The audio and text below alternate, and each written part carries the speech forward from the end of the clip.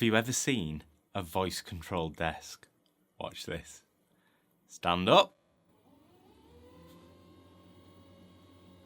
Stop. Sit down. I've got the controller in my hand.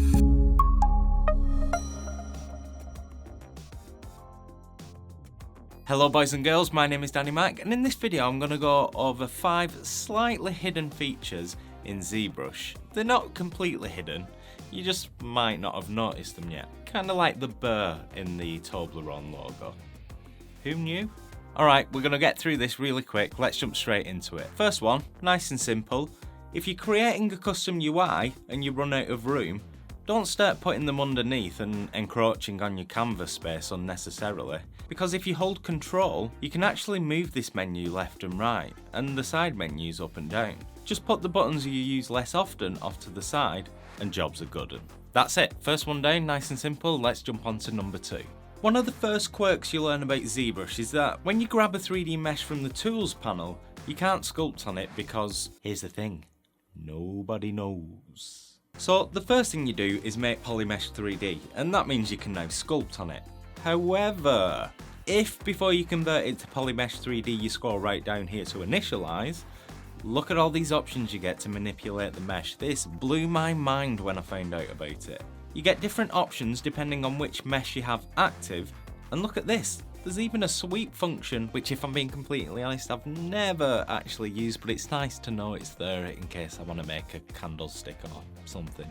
You want a rhino horn? I'll give you a goddamn rhino horn.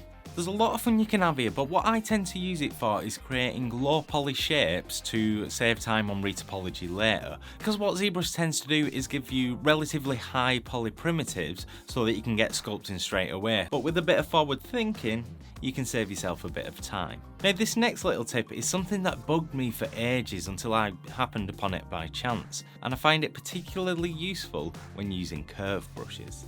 Sometimes you'll drag out a curve and run into this problem where you want the curve to just draw straight out from your mesh, but instead it sticks to the mesh normal, which isn't always what you want.